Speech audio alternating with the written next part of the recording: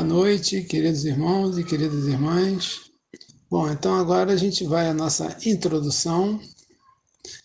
Como se divide o Livro dos Espíritos, né? Nós temos 4 partes, sendo a parte primeira composta pelas questões de 1 a 75. E do que trata a parte primeira? Das causas primárias. E que tem a sua correspondência, a sua ampliação no livro A Gênese, feito por Allan Kardec. E alguns podem pensar, mas 75 questões é pouco, né? Só 75? Mas são questões extremamente densas, filosóficas, de ordem científica, questões em que muitas vezes nós ficamos 2 encontros para tratar de alguma delas. A parte segunda é a parte mais interessante, pelo menos em termos de novidade, né? Foi onde Kardec abordou as comunicações entre o mundo material e o mundo espiritual, né? Onde Kardec fala em 613 é o número da última questão, e 76 é o número da primeira.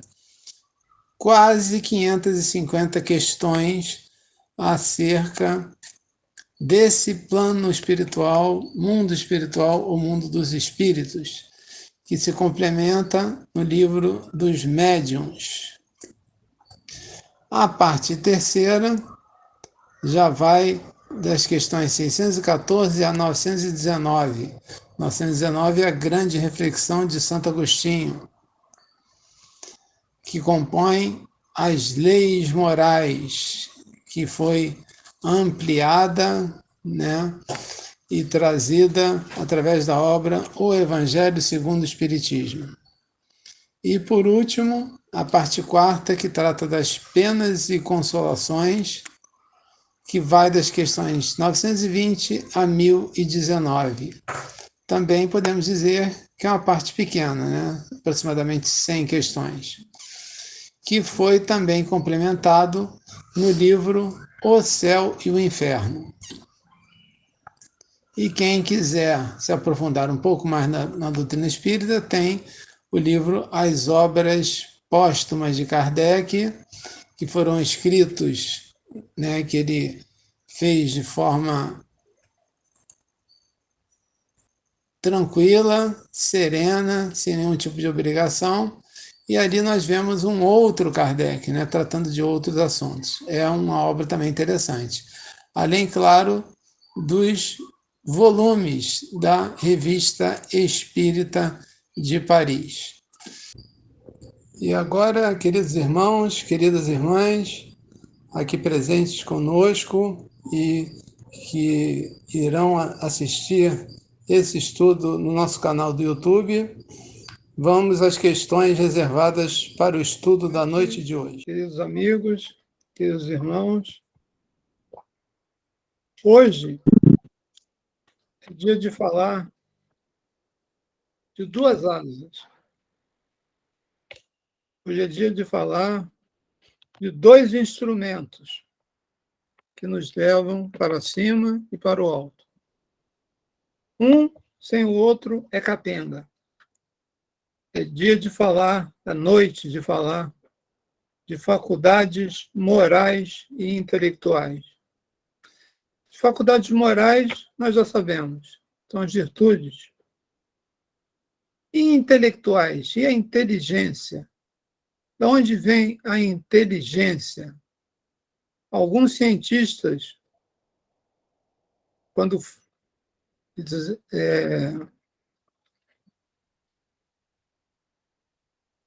guardaram o cérebro de muitos outros cientistas famosos, entre os quais Einstein, querendo achar, quem sabe no futuro, uma explicação para a inteligência incomum de Einstein, de Bohr, de tantos outros cientistas que vieram com as descobertas da teoria da relatividade, revolucionando a ciência.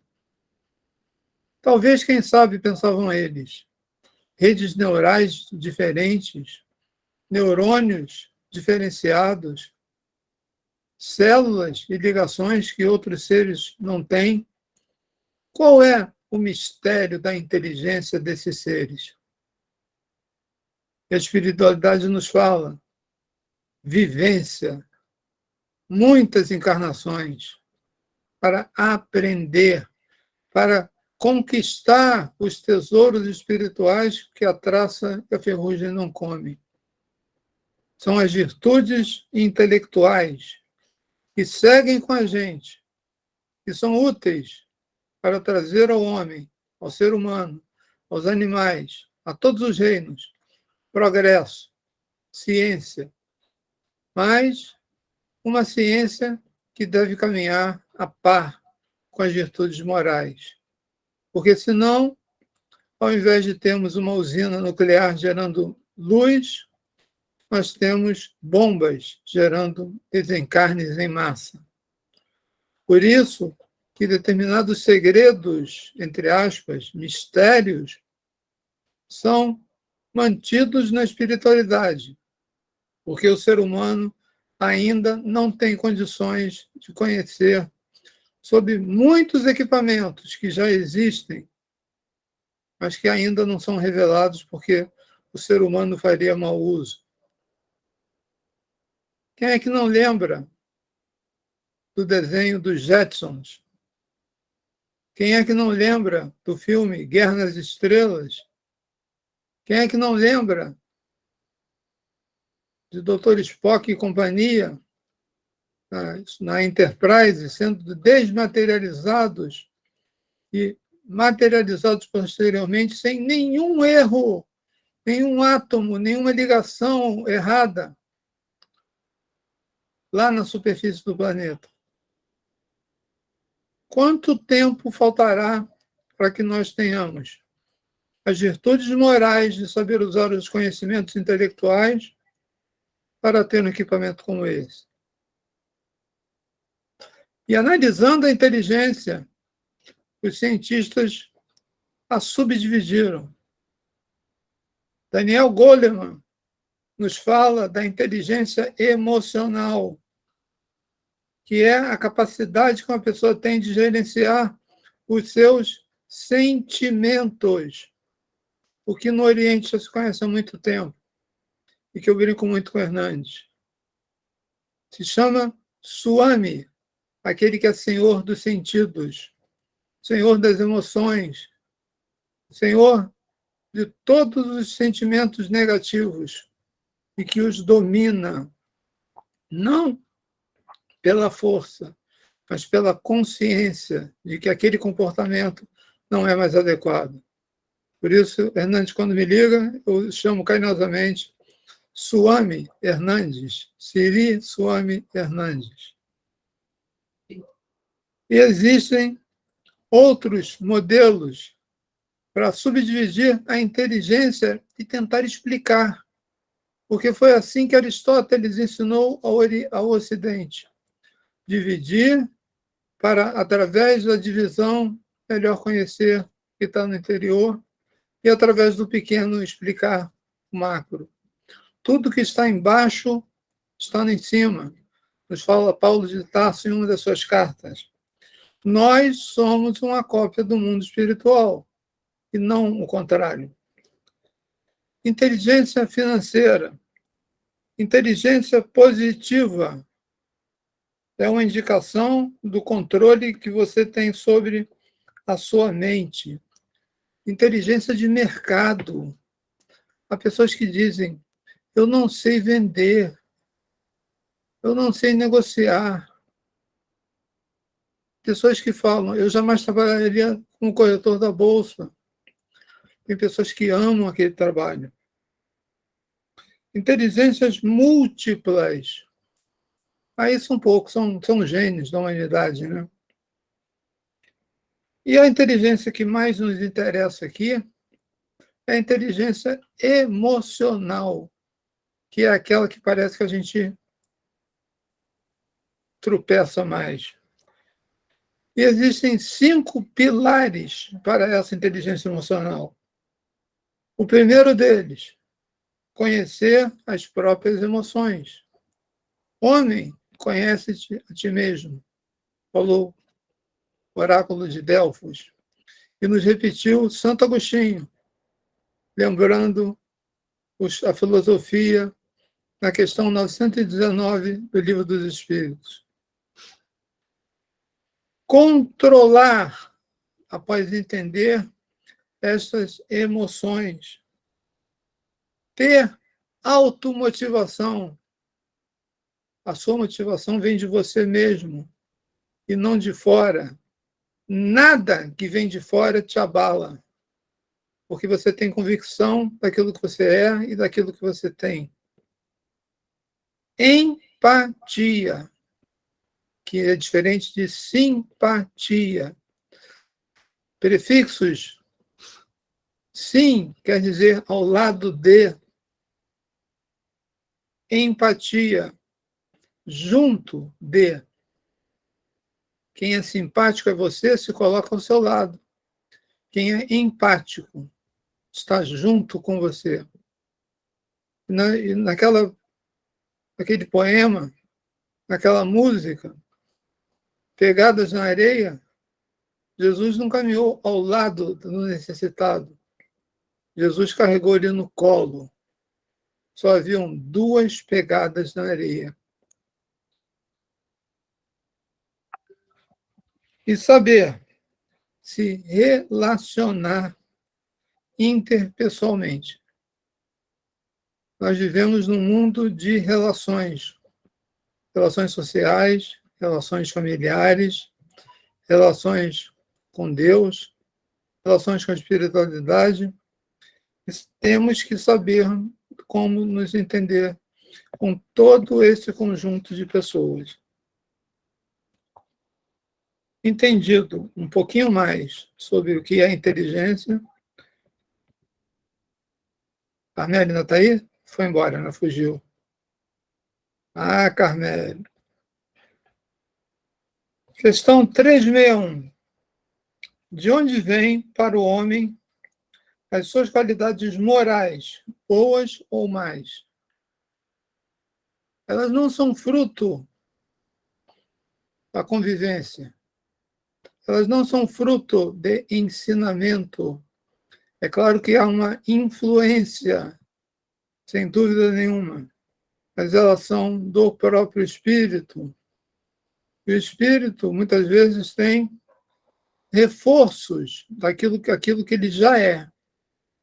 Ou então, ele pode ser um espírito bastante evoluído em questões morais e intelectuais e ser posto junto com pessoas, espíritos, ainda relativamente atrasados nesse quesito.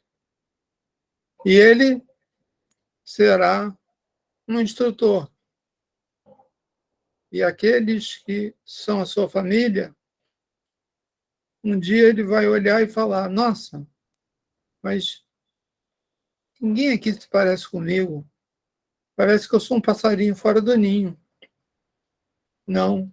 Você é um espírito que veio ou para sofrer uma expiação ou para passar por uma provação. É muito comum isso. E essas qualidades vêm de quem? Nos fala a espiritualidade. São as do espírito, aqui nele encarnado.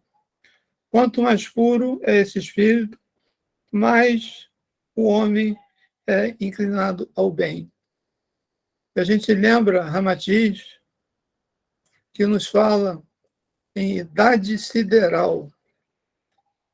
Idade sideral é a soma das idades, os tempos que o nosso espírito passou nos aprendizados da matéria. É a soma das nossas idades vivenciadas no corpo. Então, quando alguém perguntar a idade de uma senhora, de uma pessoa, de uma mulher, que não gosta de dizer a idade, As mulheres podem responder. Somando todas as minhas encarnações, eu hoje devo ter por volta de 3.500 anos. E aí não precisa dizer se tem 50, 60, 70. Questão 361A. Parece resultar daí que o homem de bem é a encarnação de um bom espírito e o homem vicioso é de um mau espírito? Resposta: sim. Mas diga-me antes o que é espírito imperfeito, pois, de outra forma, poderia se acreditar na existência de espíritos perpetuamente maus, aqueles que são denominados demônios. E aqui percebemos que a imperfeição é passageira. A imperfeição, ela tem tempo determinado. O que acontece, nos fala a parte 4ª do Livro dos Espíritos, é que por muitas vezes o sofrimento é tão grande, sofrimento moral, quando o espírito está desencarnado, que aquilo parece que não vai acabar nunca. Ou a gente está numa estrada, a gente vê aquela reta enorme e fala, nossa, essa estrada parece que não tem fim. Assim os espíritos agem perante o sofrimento. A dor é tanta que muitos aceitam qualquer tipo de encarnação na matéria para terem a bênção do esquecimento e, mergulhados na matéria, terem um pouco de descanso. Questão 362. Qual é o caráter dos indivíduos os quais se encarnam os espíritos zombeteiros e levianos? Estouvados, travessos e, às vezes, maldosos. Mas uma maldade ainda inocente, mas que vai aumentar, que vai se transformar, se ele não receber as devidas orientações. Os espíritos têm paixões que são estranhas à humanidade? Como assim? O que será que Kardec queria saber? Estranhas à humanidade, ou seja, vindos de fora da humanidade? Ele poderia ser influenciado por espíritos outros que não seriam humanos? Será que é isso que Kardec está querendo saber? E a resposta é clara: não. Se assim fosse, o homem também as teria. E para fechar, questão 364. É o mesmo espírito que dá ao homem as qualidades morais e a inteligência? Ou seja, a moralidade é uma emanação que vem de um e a inteligência é uma emanação que vem de outro?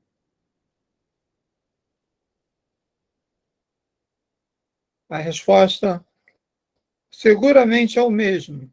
E isso se dá em razão do grau a que tenha chegado. O homem não tem em si dois espíritos. O homem pode ter duplas personalidades, triplas personalidades, múltiplas personalidades, mas todas elas são de um mesmo espírito. E são o quê? São vivências diferentes que ele guardou na sua memória perispiritual e que, por volta em quando, podem se manifestar através das nossas tendências e inclinações. Essas tendências e inclinações vêm exatamente do comportamento que essas personalidades tiveram no passado. E essas personalidades habitam dentro de nós, como se fossem seres diferenciados.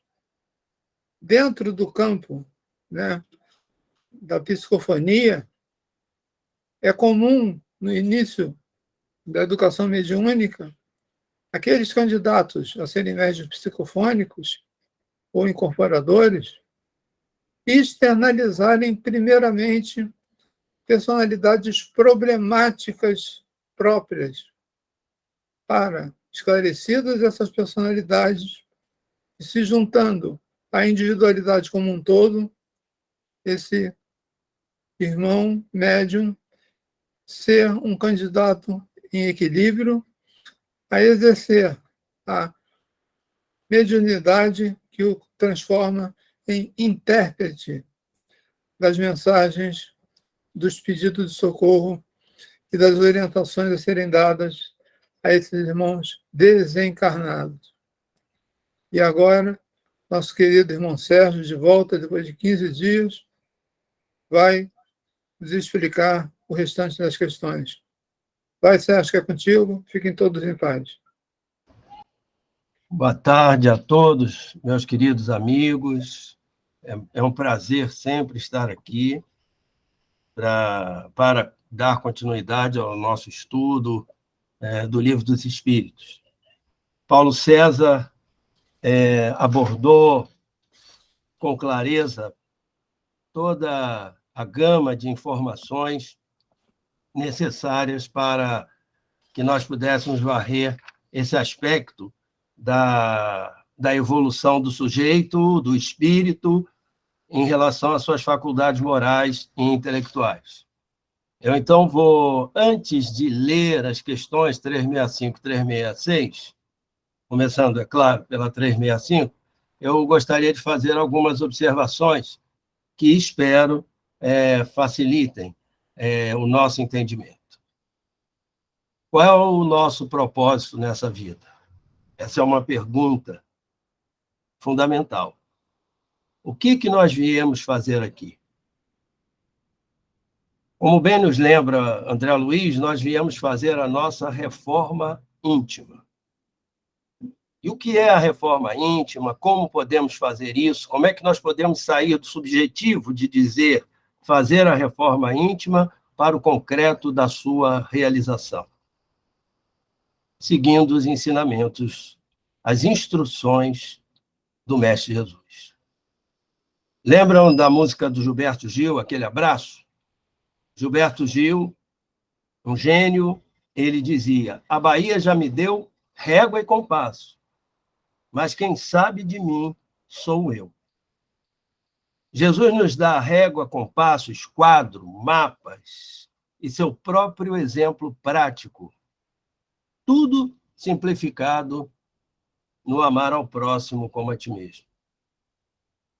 Ora, se tudo passa, se tudo se inicia por eu me amar, porque eu sou o exemplo, amar ao próximo como a mim mesmo, eu tenho primeiro que me reconhecer. Saber das minhas virtudes e dos meus vícios, encará-los de frente, me haver com eles. Buscar a reforma íntima é isso. Compatibilizar o saber de mim com o saber também de que há outro a ser respeitado. Joana de Ângeles vai chamar isso de movimento de individuação. Não confundir com individualização. Na individuação, inicialmente preconizada por Carl Gustav Jung, o construtor da psicologia junguiana, psicologia analítica, o sujeito, ele se sabe um indivíduo, responsável pelos seus atos, mas ele precisa estar ciente de que há o outro, de que vive em comunidade. Então, eu vou precisar conciliar o aprendizado, minha evolução intelectual, uma das asas que o Paulo brilhantemente falou, com a minha evolução, e aí eu vou chamá-la, como popularmente nós falamos, a minha evolução espiritual. Logos precisa estar de mãos dadas com Eros, diriam os gregos. O amor precisa atravessar os meus atos. Nossa escada de ascensão evolutiva, nossa escada de Jacó, é um caracol. é em caracol. É uma espiral. Nós vamos passar pelo mesmo ponto, ou seja, pelos mesmos tipos de problemas, mas em processo evolutivo, com uma visão cada vez mais ampla, cada vez mais do alto. E para isso nós vamos precisar da compreensão e do amor ao próximo. Nós vamos precisar da caridade. A questão 365, Kardec pergunta aos espíritos: por que os homens mais inteligentes, ou seja, uma das asas, que revelam um espírito superior, mas superior em que sentido? Ao entendimento, ao saber, nele encarnado, são, às vezes, ao mesmo tempo, profundamente viciosos. E aqui eu quero lembrar um aspecto que é o seguinte: saber, ele é estéril. Sabedoria é outra coisa. Sabedoria é aplicar o conhecimento na prática. É fundamental eu ter o conhecimento. É fundamental eu encher as minhas mãos com o conhecimento, com sementes de árvore frutífera, mas elas não vão nascer na minha mão. Se o conhecimento fosse resultar em tudo, na solução, ninguém fumava, ninguém beberia em excesso e pegaria o carro para dirigir, ninguém seria viciado, adicto, sem juízo de valor moral. Só estou dizendo na questão até de saúde. Ninguém seria adicto de cocaína, não fumaria o crack, porque conhecer a gente conhece.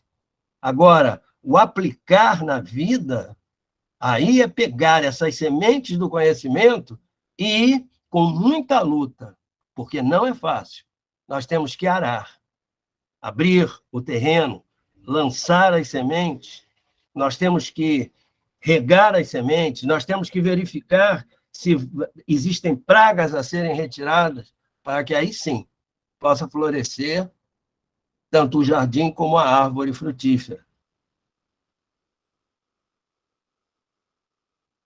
Respondem os espíritos: é que o espírito encarnado não é bastante puro, e o homem cede à influência de outros espíritos ainda piores. O espírito progride numa marcha ascendente, insensível, mas o progresso não se realiza simultaneamente em todos os sentidos. Num período, ele pode avançar em ciência, no outro, em moralidade. Então, é exatamente a confluência disso, por isso a minha fala anterior, é a confluência desses dois é que vai nos alavancar. É claro que em algum momento eu posso, nas minhas sequenciais reencarnações, desenvolver algum aspecto, mas o verdadeiro crescimento, ele é através do saber, do conhecimento, mas da aplicação da sabedoria em relação àquilo que Joana de Ângeles, repito, tão bem chamava de individuação. Saber-me único, mas saber-me responsável pelos meus atos. Mas saber também que o outro lida comigo. E eu tenho que entender a idiosincrasia de cada um, ou seja, a sua particularidade. Eu tenho que aceitar aquele outro sujeito. O meu limite é aquele, é o do outro.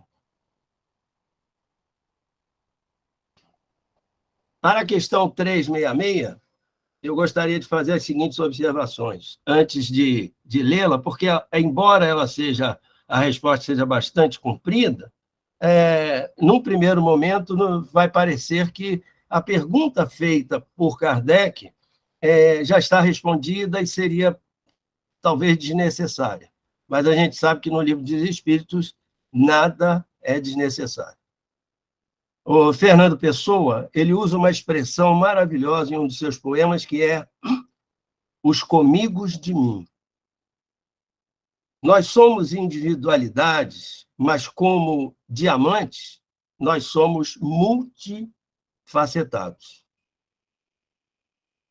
Cada mulher aqui, por exemplo, tem dentro de si a guerreira, a estrategista, a filha, a mãe, a amante, a cuidadora e guardiã da família. Os gregos sabiam disso e nominaram para cada uma dessas facetas uma deusa. E nós somos deuses, como disse Jesus. Mas em que sentido? Não no sentido de acalentar o nosso orgulho, mas no modo de lembrarmos a obrigação da evolução, a nossa responsabilidade e a nossa origem como centelhas divinas. Então, essa questão que será lida agora, como todas do Livro dos Espíritos, eu repito, tem uma grande importância. Destaco essa de lembrar de que somos muitos em um, mas somos uma individualidade, responsável por nossos erros e acertos. E voltamos à individuação. Indivíduos com nossos múltiplos aspectos, respeitando o outro e buscando viver em comunidade, acolhendo com empatia e amor, e o Paulo lembrou brilhantemente, lançou mão, esse brilhantemente não é gratuito, não, é que foi mesmo, brilhantemente lançou mão de frisar a palavra empatia, acolhendo com empatia e amor todos, independentes de cor, porque só existe uma raça, a raça humana, independente de gênero, independente de credo. Num tempo, meus queridos amigos, em que a intolerância é a palavra de ordem. Questão 366.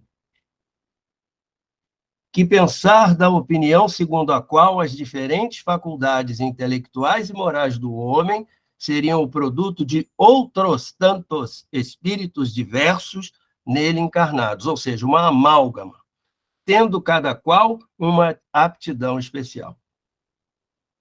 Refletindo-se a respeito, reconhece-se que é absurdo. O espírito deve ter todas as aptidões. Para poder progredir, necessita de uma vontade única. Se o homem fosse uma amálgama de espíritos, essa vontade não existiria e ele não teria individualidade, pois na sua morte todos esses espíritos seriam como um bando de pássaros escapos da gaiola. O homem se queixa muitas vezes de não compreender algumas coisas, mas é curioso ver-se como ele multiplica as dificuldades, quando tem em mãos uma explicação muito simples e natural. Isso é ainda tomar o efeito pela causa, fazer com o homem o que os pagãos faziam com Deus. Eles criam em tantos deuses quanto os fenômenos do universo, mas mesmo entre eles, as pessoas sensatas não viam nesses fenômenos mais do que efeitos, tendo por causa um Deus único. O mundo físico e o mundo moral nos oferecem, a respeito, numerosos pontos de comparação, diz Kardec. Acreditou-se na multiplicidade da matéria enquanto o exame se detinha na aparência dos fenômenos. Hoje, compreende-se que esses fenômenos tão variados podem não ser mais do que modificações de uma matéria elementar única. As diversas faculdades são manifestações de uma mesma causa, que é a alma, ou do espírito encarnado, e não de muitas almas. Como os diferentes sons do órgão são produtos de uma mesma espécie de ar, e não de tantas espécies de ar quanto forem os sons. Desse sistema resultaria que, quando um homem perde ou adquire certas aptidões, certas tendências, isso significaria que outros tantos espíritos o possuiriam, ou deixaram o que o tornaria um ser múltiplo, sem individualidade e, consequentemente, sem responsabilidade. Isto, além do mais, é contradito pelos tão numerosos exemplos de manifestações em que os espíritos provam sua personalidade e sua identidade. Muita paz para todos. Alguma dúvida? Os expositores disseram que tinham que dizer da maneira mais clara possível. Agora, vamos ao entendimento. Todos sabem que é muito mais fácil aplicar a inteligência do que a moral. A inteligência é inata. Todo mundo vem com ela ou não vem, desenvolve-se a inteligência. Mas a moral, ela tem um germe em cima, tem que ser treinada, praticada, buscada, esforçando-nos para que possamos nos mostrar essa moralidade. Então, o mundo é inteligente bastante. Foi dito aí que, se fossem paralelos, os crimes, as espertezas, a sagacidade, quanto maior a inteligência, mais sagaz, a sagacidade se mostra melhor, mais bonita, interessante. A moral, ao contrário. Quanto mais a moralidade se evidenciar, mais para dentro nós nos voltamos. Enfim, inteligência e moral são propriedades que vêm ao ser humano, mas a forma de apreciá-la, de aplicá-la, é bem diferente. As explicações foram dadas pelos expositores. Agora, a aplicação prática, isso é com cada um de nós. No momento é só. Paulinho, Oi, fala. Foi colocado aí muito sobre sabedoria, inteligência, né? A gente falou aí de alguns aspectos importantes e eu gostaria só de acrescentar ou colocar uma dúvida minha, é que a sabedoria, ela está ligado justamente ao emprego que você faz das coisas que você angaria ao longo da existência. Porque a gente recebe muita informação. E ele colocou muito bem, o Sérgio, que isso é o saber. Eu conheço isso tudo. Mas isso só se torna sabedoria a partir do momento que eu vivencio esse conhecimento. Quando eu torno esses conceitos e esse conhecimento parte da minha atitude, do que eu faço diariamente, da forma como que eu vivo, da forma como eu vejo o outro, da forma como eu vejo Deus, da forma como eu vejo o mundo. Então, esses conceitos são nos dados em todo momento. É como se fosse um banho, que você toma todo dia um banho, todo dia um banho. E aí você vai vendo cada vez mais, ele falou das facetas do diamante, né? Você vai vendo essas tuas facetas, esses teus lados, eles vão se somando. E aí vai vindo a sabedoria. Quando fala em inteligência, eu realmente tenho dúvida, eu vejo a inteligência como sendo a capacidade de utilizar o conhecimento. Eu sempre vi a inteligência assim. Não sei se isso é certo. É a forma com que eu vejo. A inteligência tem que ser fruto de uma experiência ao longo do tempo e que você incorpora aquilo à sua atividade diária, à sua forma de vida. Aí vira inteligência. A partir do momento que você pega, como se você pega um avião e dá para uma pessoa, e você pega um pedaço de pau e dá para outra. O problema é como você vai usar o avião, vai definir a inteligência. Como você vai utilizar o pedaço de pau. Então, a inteligência está ligada de saber utilizar esses conhecimentos. Isso é a forma que eu vejo. Só para adiantar o debate. Obrigado. Celso, Ângela? Bom, eu ouvindo todo mundo, ouvindo tudo isso aí, eu me lembro da própria característica do planetinha, né? As características desse planeta, os espíritos que estão aqui colocados em relação à questão moral, em relação à sabedoria, inteligência, e ao longo da caminhada, da jornada desses espíritos que para cá foram trazidos, eles precisaram desenvolver isso. Mesmo por questão de sobrevivência, lá nos primórdios, e sob diversas situações difíceis, intempéries, uma série de coisas, predadores, um monte de coisa, ele foi obrigado a desenvolver, através da experiência, da vivência. Então, ao longo da jornada, a espécie humana ela foi crescendo em inteligência. Alguma coisa moral, tal, mas, como foi dito, né? Nem sempre as duas se desenvolveram, as duas asas, como trouxe o Paulinho, se desenvolveram ao mesmo tempo. Então, aqui no nosso planeta, pelas características que ele tem, desenvolveu-se muito mais a outra asa, aquela que, como o Paulinho colocou, da questão da energia atômica. Hoje nós temos a energia atômica que favorece e temos a energia atômica que destrói.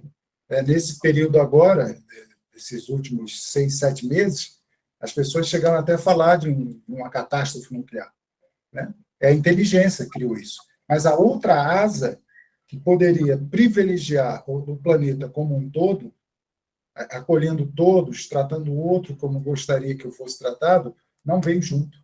Então, característica desse planetinha de provas e expiações ainda traz uma discrepância muito grande entre uma asa e outra. E a gente fica, de vez em quando, sobressaltado, esperando que aconteça alguma coisa, ou uma catástrofe, sei lá o quê, por causa dessa diferença.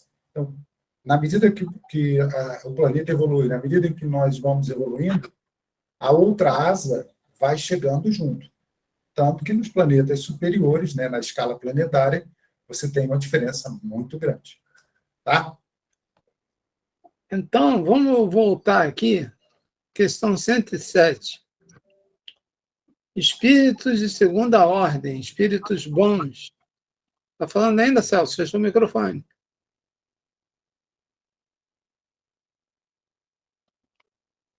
Quer falar, Celso?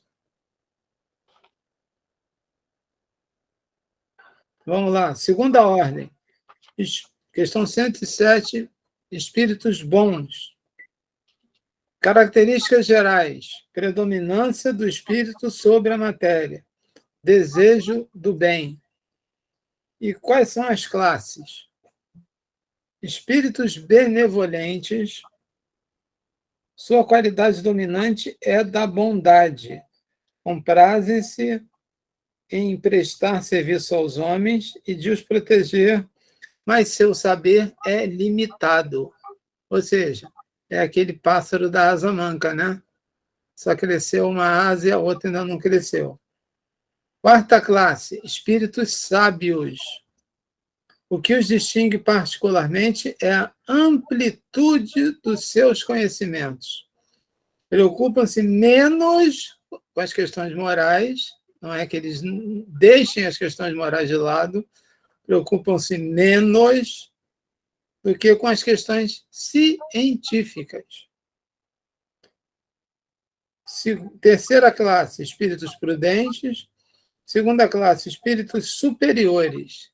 Aí esse aqui já está quase virando espíritos puros de primeira classe.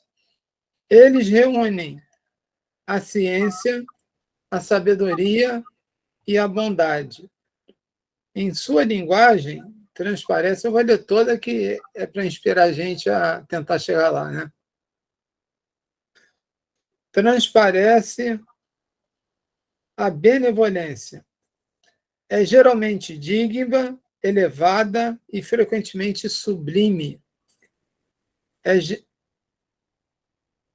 Sua superioridade os torna, mais que os outros, aptos a nos dar noções mais justas sobre as coisas do mundo incorpóreo, nos limites que é permitido ao homem conhecer. Comunicam-se voluntariamente com aqueles que de boa fé procuram a verdade e cuja alma esteja suficientemente desprendida dos laços terrestres para compreendê-la, mas se afastam daqueles que são movidos apenas pela curiosidade ou que, pela influência da matéria, se desviam da prática do bem. Quando, por exceção, se encarnam na Terra, é para cumprir uma missão de progresso e nos oferecem, então, o tipo de perfeição a que a humanidade pode aspirar nesse mundo. Aqui estamos falando de um Chico Xavier, de uma Madre Teresa de Calcutá, de um Bezerra de Menezes, né? E de outros espíritos desse quilate.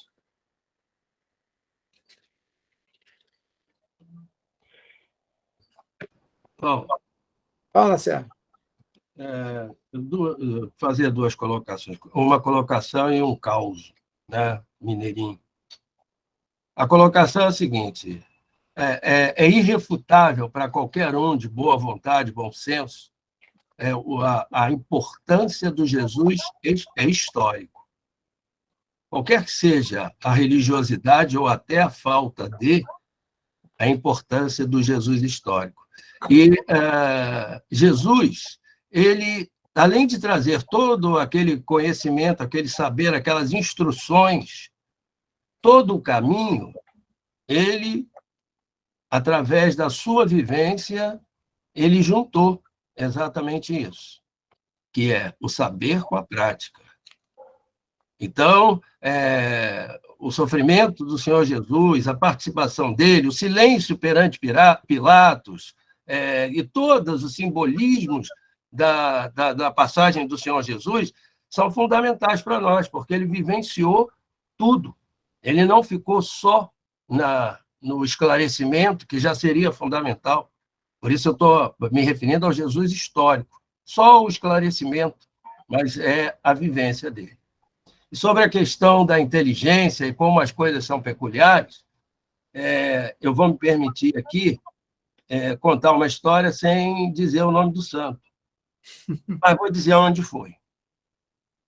Fazíamos um curso, um estudo, que ainda se faz lá nas obras, na Ramatiz, sobre as obras do mestre, do Swami Sri Ramatiz.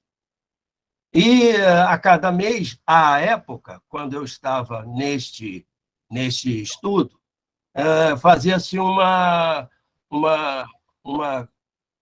análise a respeito do que se havia estudado, né? Um resumo daquilo. E as pessoas podiam esclarecer ou explanar aspectos com relação ao que tudo tinha acontecido. E numa dessas ocasiões, uma senhora com uma vida extraordinária de luta, de dificuldade aqui neste país, com todas as suas agruras, né, e com a sua sombra imensa, que hoje paira, essa senhora, uma negra, havia criado e conseguido, semi-analfabeta, dar instrução e formar seus 3 filhos, sendo ela costureira. E esse espírito é de uma inteligência tão grande, viu, Gilson? Que ele contou uma história com toda a pureza dela, a simplicidade. E, sinceramente, parece que só eu prestei atenção nisso, mas não é uma qualidade, não, é porque eu tinha dificuldade mesmo, e vocês vão entender. Essa senhora contou que ela um dia passou numa feira de livros e pegou um livro de Ramatiz. Não me lembro qual o livro. E ela foi ler esse livro de Ramatiz, essa senhora semi-alfabetizada, esse espírito extraordinário. Eu nunca troquei com ela 3 palavras, deveria ter feito, mas nunca troquei com ela 3 palavras. E ela disse que ela pegou o livro de Ramatiz e foi lendo aquilo, e foi fantástico. Aquilo entrou, ela achou um negócio maravilhoso, e daí ela procurou a casa e era médium já há muito, muito mais tempo do que eu. O que me chamou a atenção é que eu achava e acho as obras de Ramatiz esclarecedoras e extremamente difíceis. Se ela me diz que ela pegou Violetas na Janela, se ela me diz que pegou Nosso Lar e começou a ler como um romance, né? As obras de André Luiz eu tive que ler pelo menos 2 vezes, que a primeira foram romances extraordinários. A segunda é que em cada parágrafo tem uma lição extraordinária, que a gente tem que parar e pensar a respeito. Essa senhora, esse espírito, olha só quanto de saber e de inteligência esse espírito tinha e tem. Porque ela pegou essa obra de Ramatiz, né? E aquilo abriu para ela tudo aquilo que ela já sabia. como conta Bezerra de Menezes, quando recebeu de presente o Livro dos Espíritos em francês. Ele morava na Tijuca, e ele até conta que demorou 40 minutos de bonde do centro da cidade até a casa dele, para você ver que não mudou quase nada, ele demorou só 40 minutos. Não tinha jogo do Flamengo e não estava cheio ali a Praça da Bandeira. Ele demorou menos até. E nesses 40 minutos, ele lendo, ele disse, eu acho que eu já sabia disso, eu estava abrindo e tal. Então, ela pegou a obra de Ramatiz e aquilo se abriu. Olha o saber como é, que esse espírito veio fazer aqui através de uma programação reencarnatória extraordinária, de uma luta fantástica. Não é isso? Meu amigo Celso, eu sempre cito, agora vou falar, ele estando aí presente, é o seguinte: primeiro ele teve que ser mãe de uma... Primeiro ele foi um guerreiro implacável. Depois ele foi mãe de uma porção de filhos com problemas psíquicos e com problemas físicos. E aí juntou o guerreiro implacável com a outra encarnação de mãe com problemas psíquicos e físicos. E o que ele hoje é? Professor da rede pública. Ele tinha que ter o guerreiro dentro dele, esse meu querido amigo, e tinha que ter todo o amor que ele tem pelo ensino para aquelas pessoas que estão ali na rede pública, que no dia de hoje sofrem tanto. Queria contar esses dois causos. Então, aproveitar e fazer a prece de encerramento, né, Sérgio? Já que você está no... Então, eu tenho que agradecer a Deus de estar aqui presente junto com tantos amigos, participando de tanto aprendizado, momentos tão emocionantes de saber, de conhecimento, de lembrança. Agradecer, em nome de nós todos, a Deus, por estarmos aqui com saúde física e mental, para podermos continuar no nosso aprendizado para a evolução na nossa caminhada, para fazermos o melhor possível a nossa reforma íntima. Que cada um de nós possa, quando perder o corpo físico, possa deixar escrito na sua lápide: aqui jaz o melhor possível. Graças a Deus.